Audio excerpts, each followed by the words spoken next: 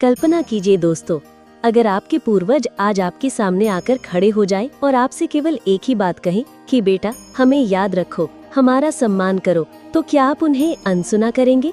नमस्कार, स्वागत है आपका इस खास वीडियो में जहां हम बात करेंगे पितृपक्ष 2025 की। एक ऐसा समय जब हम अपने पूर्वजों को याद करते हैं, उनका श्राद्ध करते हैं और उनसे आशीर्वाद प्राप्त करते हैं। हिंदू धर्म में पितृपक्ष का महत्व किसी भी उत्सव से कम नहीं है, क्योंकि ये सिर्फ परंपरा नहीं बल्कि अपनी जड़ों से जुड़ने और अपने अस्तित्व को समझने का अवसर है। साल 2025 में पितृपक्ष 7 सितंबर से शुरू होकर 21 सितंबर तक चलेगा। मान्यता है कि इन 15 दिनों में पितरों की आत्माएं धरती पर आती हैं और अपने वंशजों से तर्पण, श्राद्ध और सम्मान की अपेक्षा करती हैं। कहा जाता है कि जिस परिवार में पितरों का आदर होता है, वहाँ हमेशा समृद्धि, सुख और शांति बनी रहती है। पितृपक्ष के दौरान कुछ विशेष नियम और परंपराएं हैं जिनका पालन करना अत्यंत आवश्यक है। सबसे पहला नियम है श्राद्ध और तर्पण करना। तर्पण का अर्थ है अपने पितरों के लिए जल अर्पण करना और पिंडदान करना। ये एक ऐसा कर्म है जो आत्माओं को संतुष्ट करता है और हमें उनका आशीर्वाद दिलाता है।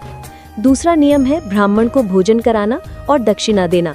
हमारे शास्त्रों में लिखा है कि ब्राह्मण को भोजन कराना ही पितरों को भोजन कराने के समान होता है। इसलिए पूरे सम्मान के साथ उन्हें आमंत्रित करें, उन्हें आदर दें और अपनी सामर्थ्य के अनुसार दक्षिणा दें। तीसरा नियम है दान करना। पितृपक्ष के दौरान अनाज, वस्त्र, फल, अन्न, जल आदि का दान करना बेहद पुण्यदायी माना जाता है। खासतौर पर जरूरतमंदों को दान देने से पितर प्रसन्न होते हैं और घर में लक्ष्मी कृपा बनी रहती है। चौथा नियम है तामसिक भोजन और मांस मदिरा का त्याग करना। इस अवधि में सात्विक भोजन करना चाहिए, क्योंकि माना जाता है कि इस समय नकारात्मक ऊर्जा से बचना और आत्मा की शुद्धि करना सबसे महत्वपूर्ण है। पांचवा नियम है पशु पक्षियों को भोजन कराना। खासकर गाय, कुत्ते और कौवों को भोजन देना अत्यंत शुभ माना जाता है। कौवे को पितरों का दूत कहा गया है, इसलिए कौवों को अन्न खिलाना पितरों तक अर्पित अन्न पहुँचाने जैसा है। छठा नियम है क्षमा याचना करना।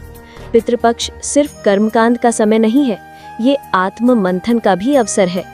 यदि जीवन में कभी हमने अनजाने में या जाने अनजाने में कोई गलती की हो, तो इस दौरान पितरों से क्षमा मांगनी चाहिए।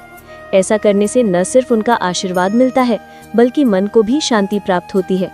दोस्तों, ये समय केवल परंपरागत कर्म करने के लिए नहीं है, बल्कि अपनी जड़ों, अपनी संस्कृति और अपने मूल्यों को समझने और अगली पीढ़ी को सिखाने का समय है। अक्सर हम आधुनिक जीवन की भागदौड़ में अपने पितरों को याद करना भूल जाते हैं, लेकिन पितृपक्ष हमें ये याद दिलाता है कि हम जो कुछ भी हैं, उनकी बदौलत ही हैं। तो इस पितृपक्ष 2025 में आइए संकल्प ले कि हम अपने पूर्वजों को पूरे भाव से याद करेंगे, उनका श्राद्ध करेंगे, दान पुण्य करेंगे और ब्राह्मण, गौ, कौवे और अन्य जीवों का सम्मान करेंगे। याद रखिए, पितरों का आशीर्वाद हर उस घर पर बना रहता है जहां उन्हें श्रद्धा और सम्मान दिया जाता है। यही आशीर्वाद हमारे जीवन को दिशा देता है और हर कठिनाई को सरल बना देता है। इसलिए इस बार पितृपक्ष में केवल कर्मकांड ही नहीं, बल्कि पूरे भाव और आस्था के साथ इन नियमों का पालन करें, ताकि आपके पितर सदैव प्रसन्न रहें और उनका आशीर्वाद आपके परिवार पर हमेशा बना रहे।